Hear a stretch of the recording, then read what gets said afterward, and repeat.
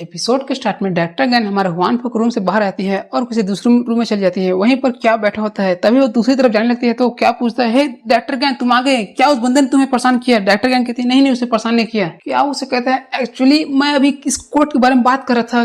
Gain भी कहती है हाँ मैं समझती हूँ, तुम मेरी सिर्फ मदद ही करना चाहते थे, इसलिए कोई बात नहीं। और वो उसके कोर्ट को देखकर कहती है क्या तुम्हारा कोर्ट तो बहुत एक्सपेंसिव लग रहा है, तुम्हें इसे कहाँ से बा किया, और तुम इस कोर्ट को कभी वहां बाहर मत फेंकना, तुम मेरे पास हमेशा रखना। क्या भी कहता है गैन तुम्हें क्या लगता है क्या हम इन सभी चीज को रियल बना दें? ज्ञान भी कहते हैं नहीं ऐसा करने की कोई जरूरत नहीं है, तुम इस बारे में भूल जाओ, और मैं उन फीमेल के द्वारा पिटना नहीं चाहती जो तुम्हारे से हमेशा डिनर करते हैं। क्या कभी पोपट बन जाता है। तभी क्या कहता है लेकिन डायरेक्टर ज्ञान मैं इस जॉब को यहाँ पर क्विट कर रहा हूँ। ज्ञान कहती है हाँ ठीक है तुम यहाँ से बिलोंग नहीं करते, इसलिए तुम्हारे यहाँ से क्विट करना बहुत अच्छा होगा। क्या वो कहते है लेकिन तुम्हें कैसे पता? ज्ञान भी कहती है नहीं बस मुझे अंदर से फील आया, और चलो तुम और मैं यहाँ पर डिनर एक साथ करते हैं क्योंकि यह तुम्हारे फेयरवेल के लिए एक बहुत बड़ा गिफ्ट होगा मेरी तरफ से। और वो अपने माइंड में कहती है मैं इस पैलेस को लीव कर दूंगी शूटिंग खत्म होने के बाद गैंग के साथ, और इसके बाद मैं यहाँ पर कभी भी लौट को नहीं आऊंगी। यह अच्छा तरीका है इसे रिपेयर करने का जो इतने सालों से इसने मुझे मेरा ख्याल रखा। क्या कहता है ठीक है मैं एनी टाइम अवेलेबल रहूंगा, लेकिन फिर भी अगर मैं यहाँ से चल भी जाऊँ फिर भी हम दोनों फ्रेंड तो रहेंगी, इसलिए तुम इसके बारे में ज्यादा चिंता मत कर। गैन लिफ्ट का बटन दबाकर सोचती है फ्रेंड, हाँ ऐसा कह सकते हैं क्योंकि इतने सालों में सिर्फ यही मेरे पास आया है, कोई दूसरा मेरे पास नहीं आया है, इसलिए हम फ्रेंड कह सकते हैं। और लिफ्ट का दरवाजा जैसे ही खुलता है वहां से एक लड़की कहती है लियांग तुम कैसे हो, और उसे लिपट जाती है लियांग मैंने तुम्हें बहुत मिस किया, क्या तुम मुझे यहाँ पर पिक करने के लिए आए हो? और क्या ये मेरे लिए एक गिफ्ट था? क्या भी सोचता है ये इस समय क्या करी है, ये मेरी फियांसे यहाँ पर क्या करी है? डायरेक्टर गैन कहती है ठीक है मैं जाती हूँ, मैं लिव लेती हूँ यहाँ पे, मैं तुम दोनों के बीच में कांटा नहीं बनूंगी। और तभी क्या उसे रोक लेता है वेट, और सोचता है मैंने इस डेट को फिक्स करने के लिए बहुत मेहनत की, इधर उधर सब पैर मार ले तभी ये डेट फिक्स हुआ, मुझे जरूर इस मिसअंडरस्टैंडिंग को क्लियर करना होगा, मेरे और चू के मिसअंडरस्टैंडिंग को क्लियर करना होगा। डायरेक्टर ज्ञान वहीं पर जाती है तभी वो लड़की कहती है हेलो माय नेम इज चू सिंह, मैं अप्रिशिएट करूंगी आपकी हेल्प को। डायरेक्टर ज्ञान सोचती है अच्छा ये मुझे अपना राइवल ले रही है, चलो ठीक है ले लो। हेलो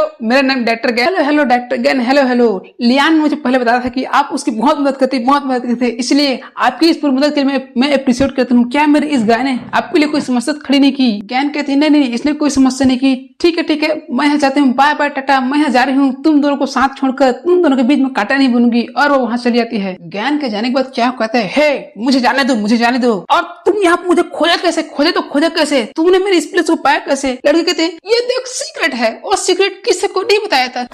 सीक्रेट ऐसा कैसा सीक्रेट? मैंने इस सिटी में साला अपना फेक रूम रखा, फेक एड्रेस रखा, फिर भी तुम मुझे कैसे खोज ली, और तुम यहाँ पर कैसे मुझे फाइंड करने के लिए? तुम मुझे बताओ, तुरंत बताओ।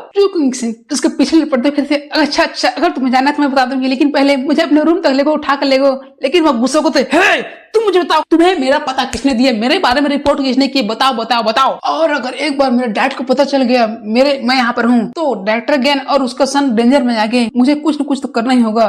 वो लड़की कहती है मुझे किसी ने बताया, फिर तुम यहाँ पर आए कैसे, मेरा पता कैसे मिला, तुम्हें कैसे पता चला कि मैं यहाँ पर आया हूँ? वो लड़की कहती है क्या तुमने मुझे नहीं बताया था तुम यहाँ पर हो, और तुमने तो मुझे यहाँ पर आने के लिए कहा, मैंने कब कहा तुमसे, तुम मुझे बताओ असली सजा क्या है? और वह अपना मोबाइल फोन दिखाते हुए कहते अच्छा ऐसा नहीं तो क्या ये रूम मैंने बुक किया, मेरे बाप ने बुक किया, और उस मोबाइल में लिखा होता है रूम नंबर 907। डेस्टिनी होटल में चेकआउट करने के बाद जब तुम क्या लिंक पूछोगे तो तुम उस पर्सन से मिलोगे जिसे तुम सबसे ज्यादा लव करती है, जिसे तुम सबसे ज्यादा देखना चाहती हो। और उस मैसेज को देखने के बाद क्या आपको पता चल जाता है कि उसकी रिपोर्ट किसने की? साला हुआनफू, तूने मेरे लिए ऐसा क्यों किया? साला हुआनफू। वो गल भी कहती क्या हुआनफू, ये नेम तो बहुत फेमस लग रहा है, हे तुम कहाँ जा रहे हो, क्या वहाँ जाने लगता है? और नूर जंगलांग तुम्हारे कहने का मतलब क्या है? वहाँ वापस आओ। और हमें तभी दिखाया था एक फोन को रखता है, और हमें हमारे मेन कैरेक्टर को दिखाया था वहीं पर उसका सेफ्टी कहते सर क्याओली ने अपना जॉब को क्विट कर दिया है। हुआनफू कहते अच्छा चलो ठीक है फाइन। और तभी सीन शिफ्ट होता है। हमारे डॉक्टर ने सोचती है ये साला हुआनफू ये मुझे बहुत परेशान कर रहे हैं, और जब उसने मेंशन कर ही दिया है इस डीएनए टेस्ट कराने का, इसमें मैं कुछ नहीं कर सकती।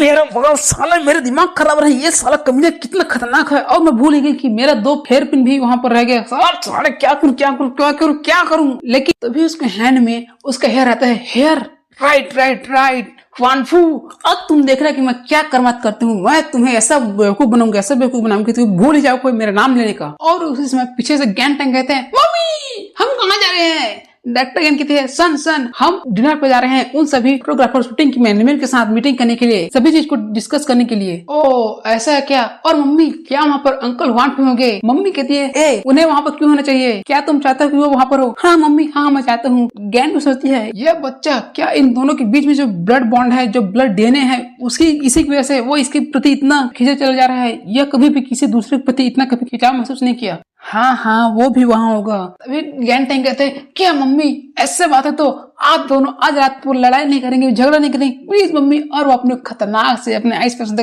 प्लीज मम्मी प्लीज, क्यूट से चेहरा बनाती please mummy please please please. हे मेरे बच्चे इस तरह के खेलने बहुत गंदी है। फाइन मैं प्रॉमिस करता हूँ कि मैं नहीं लड़ूंगी, लेकिन अगर वो मुझसे पहले उलझा तो मैं इसकी टांगे तोड़ दूंगी। तुम याद रखना मैं उससे झगड़ूंगी और उसके टांगे तोड़ दूंगी। और मेरे प्यारे सन तुमने पहले अपना रुख बदलना स्टार्ट कर दिया है। नहीं मम्मी मैंने अपना रुख बदलना स्टार्ट नहीं किया है, मैं सिर्फ आपकी मदद करना चाहता हूँ, हेल्प करना चाहता हूँ। क्या हेल्प? हाँ मम्मी हेल्प हेल्प। वह एचएफ कंपनी के बिग बॉस हैं, कंट्री ए के प्रिंस भी है और मेरे जन्म में तो वही एकदम डिजर्व करते हैं मम्मी के साथ होना। वह दोनों एकदम गुड मैच हैं, आप दोनों एकदम good looking good match mummy. और इस पूरे वर्ल्ड की बेस्ट मम्मी डिजर्व करती है उन्हें पाना, और वो भी डिजर्व करते हैं, एक सक्सेसफुल मैन डिजर्व करता है आप जैसी मम्मी पाना, वो भी बहुत अच्छी मैन मम्मी। आप दोनों की जोड़ी बहुत बेस्ट जुड़ेगा। ज्ञान भी सोचती है पता चल गया साला यह दोनों के ब्लड लाइन एक है, साला ये उसी के सन है, ये उसी की तरह बात करता है, न जाने ये इतना बड़ा कब हो गया। लेकिन मेरे लिटिल सन तुम कहाँ से देख सकते हो कि हम एक गुड लुकिंग मैच के हैं, हम एक अच्छी मैच के हैं? टैंक कहता है मम्मी मेरी आंखों से मैं देख सकता हूँ कि वो दोनों आप दोनों बहुत अच्छे मैच है मेरी आंखों से। ज्ञान भी सोचती है अरे यार यह मेरा बच्चा एकदम अडल्ट की तरह बात कर रहा है, भले यह यंग है इतना छोटा सा है फिर भी यह एक नौजवान की तरह बात कर रहा है। और इसे पता कैसे चला कि मैं और हुआनफू एक ही हैं? हम दोनों ब्लैक एंड व्हाइट, डार्कनेस और ब्राइटनेस हैं। हम दोनों कभी भी एक वर्ड से बिलोंग नहीं कर सकते, हम दोनों पूरे डिफरेंट वर्ड से बिलोंग करते हैं। और तभी सीन शिफ्ट होता है, वो सभी डिनर करने के लिए आ गए थे। तभी टैंक कहते हैं अंकल हुआनफू आप आ गए। हुआनफू कहते हैं अच्छा अच्छा टैंक तुम आ गए। और वो दोनों आर होते हैं। हुआनफू देखता है उस डॉक्टर गैन के हेयर को और डॉक्टर गैन कहती है अच्छा साला तू मेरे हेयर को देखना चाहता है, ऐसा कभी भी नहीं होगा। हुआनफू देखता है ये इसने अपने हेयर को बांधा क्यों है, क्या वो उसे बात बहुत बुरा लग गया। और तभी वहाँ पर एक पर्सन आएगा, हेलो हेलो आज जरूर डॉक्टर ज्ञान होगी, मेरा नाम जू हेनरैन है और मैं एक्सक्लूसिव डायरेक्टर हूँ प्रिंस चिल्ड्रन वेयर का। ठीक है डॉक्टर ज्ञान कहते ठीक है मुझे आपसे मिलकर बहुत खुशी हुई। और वह एक्सक्लूसिव डॉक्टर से कहता है हेलो हेलो डॉक्टर ज्ञान ये हमारा फोटोग्राफर है, यह आपके सन की इस पूरी शूटिंग की टेक केयर करेगा, इसके हाथ में सब चीज रहेगा, इसीलिए आप चिंता मत कीजिए, फोटो शूटिंग की जिम्मेदारी आज से की होगी। हाँ चलो ठीक है। लेकिन वह डॉक्टर देखकर एकदम हैरान थे, क्या देखते कि हमारा हुआनफू अपनी वाइफों के लिए सीट लगा रहा है। उसे देखकर कहता है वाह बॉस ये आप क्या कर रहे हैं, हमारे बॉस किसी दूसरे वुमन के लिए डॉक्टर ज्ञान के लिए चेयर पुल कर रही हैं, आप कौन है, आप मदर और सन कौन है, ऐसा कारनामा आपने कैसे कर दिया। और वहाँ डाइनिंग टेबल पर बैठकर वही एक्सक्लूसिव डॉक्टर कहता है चिंता मत कीजिए मिस, जब तक हमारी शूटिंग में कोई दिक्कत नहीं आएगी तब तक हम आपकी और आपके सन के पूरे टेक केयर करेंगे, आपकी सभी डिमांड को सभी चीजों को फुलफिल करने की पूरी कोशिश करेंगे। और कंसिडर करके टैंक की हेल्थ को, इसीलिए हमने बहुत सारे प्लान को जो भी हमारा था लेकिन हमने उसे रिजेक्ट कर दिया, हमने हेल्थ को प्रायोरिटी दी है इसलिए हम उसे रिजेक्ट करते हैं, इसलिए आप रेस्ट एश्योर रहिए, आप चिंता मत कीजिए। डॉक्टर कहती है हाँ ठीक है मैं आपकी सभी चीज लेकर बहुत हैप्पी हूँ। और तो हुआनफू कहते हैं हे टैंक खाना स्टार्ट करो। ठीक है हुआनफू आपको शुक्रिया, आपने हमारे लिए ये सब किया। हुआनफू उसके सर पर हाथ रखता है और उसे पेट कर लेता है। डॉक्टर क्या सोचती है मैंने कभी भी यह एक्सपेक्ट नहीं किया था कि ये दोनों एक साथ मिलकर इतने अच्छे बैठेंगे और इतने अच्छे सब खाना खाएंगे, ये सब करेंगे। और इन दोनों को देख ऐसा लगता है कि ये दोनों एकदम ट्रूली सेम ही हैं, बस एज डिफरेंस है। और वहाँ पर खड़े होकर कहते हैं सुनो मुझे रेस्ट रूम जाना है, रेस्ट रूम कहाँ पर है। हुआनफू कहते हैं हे वो तुम्हारे पीछे जो डोर है वहीं पर है, तुम जा सकते हो वहाँ पर। हाँ चलो ठीक है। तभी टैंक कहते हैं अंकल मुझे ये खाना। हाँ ठीक है। वो उन दोनों खेलते हुए देखती है। और हमें बाथरूम का सीन दिखाया था, वहीं पर डॉक्टर गैन अपने हेयर को लेकर कैंची से उसे काट होती है और कहती है इसका लेंथ बिल्कुल फिक्स मेरे सन के हेयर की तरह लेंथ की तरह होना चाहिए, उसके हेयर की लेंथ की तरह होना चाहिए, बिल्कुल भी आगे पीछे नहीं। और हुआनफू तुम देने चेक करना चाहते हो मेरे सन के, उसमें कोई बात नहीं, लेकिन उसे तुम मेरे पास दूर लेना चाहते हो, यह कभी नहीं हो सकता, यह असंभव है, मैं ऐसा होने ही नहीं दूंगी, कभी भी होने नहीं दूंगी। और वो अपने हैंड को वॉश कर वहाँ से बाहर आ जाती है। और वो जैसे ही रेस्ट रूम से बाहर निकलते हुए क्या देखते कि टैंक हमारे मेगा ट्रक गोदी में होता है। हाँ मैं ऐसे करूंगा। और हुआनफू कहता है सु यह हम दोनों के बीच में सीक्रेट है, इसे किसी को कोई बताना नहीं, ये सिर्फ हमारे बीच के मैटर है। उसे देखकर डॉक्टर गैन है अबे साला ये दोनों सिगरेट रखना स्टार्ट कर दिया। तभी ज्ञान युआन टैंग कहती है हे सन मैंने तुम्हें क्या सीख दी थी कि खाते समय तुम्हें क्या करना चाहिए और क्या नहीं करना चाहिए। टैंग कहता है मम्मी आपने कहा था खाते समय बात नहीं करना चाहिए और सिर्फ खाने पर ध्यान देना चाहिए, लेकिन तुम अभी क्या कर रहे हो, तुम यहाँ पर क्या कर रहे हो। साला ये दोनों लोग इतनी बात कर रहे हैं, इतनी शांति से बात कर रहे हैं और अपने सीक्रेट रखने के पास। हाँ तुम्हारी हिम्मत कैसे हुई। लेकिन टैंग कहता है लेकिन मम्मी मैंने पहले ही खाना खा चुका हूँ, मैंने उसे फुल कर लिया, कंप्लीट कर लिया। और डॉक्टर गैन का पोपट होते देखकर हुआनफू होता है। ज्ञान भी कहती है ये कमीना साला अगर तुम्हारा फेस हैंडसम है तुम कुछ जो चाहे वो कर सकते हो, हट साले। हाँ चलो यहाँ से, अगर तुम अपना मिल को फिनिश कर लिया है तो हम यहाँ जल्दी लीव करते हैं। लेकिन हमारा मेन कैरेक्टर उसको अपनी गोदी में ले लेता है। लेकिन मैं इसे ट्राई कर दूंगा बैग, चलो तुम मेरे साथ, मैं तुम्हें कार से ट्राई कर दूंगा। लेकिन ये कैसे, ये मनी चाहती। लेकिन उसके बाद का कोई भी असर नहीं पड़ता, वो दोनों हंसते खेलते जा जाते हैं। हे टैंग अगली बार मैं तुम्हें फ्रेंच रेस्टोरेंट में लेऊंगा, ठीक है ना, ठीक है कल जाएंगे हम सुबह। हाँ ठीक है। और ज्ञान वहीं पर कुछ नहीं कर पाती, लेकिन तभी वह अपने सन टैंक के शर्ट पर हाथ रखते, लेकिन मेरा टैंक कल सुबह का अवेलेबल नहीं है, इसलिए मैं माफी चाहता हूँ कि टैंक आपके साथ कल सुबह नहीं जा सकता। और वह टैंक के दो हेयर को पिन कर लेता है। मम्मी आप ये क्या कर रही हो, आपने मेरे हेयर को क्यों खींचा। सॉरी सर मुझे माफ कर दो। मम्मी इतनी केयरलेस थी, मुझे माफ कर दो। और मेरे प्यारे अच्छे बच्चे तुम जाकर कार में बैठो, मुझे कुछ अंकल वांट से डिस्कस करना है, इसलिए मैं डिस्कस करके आ जाऊंगी। ठीक है तुम जाओ, यहाँ जाओ।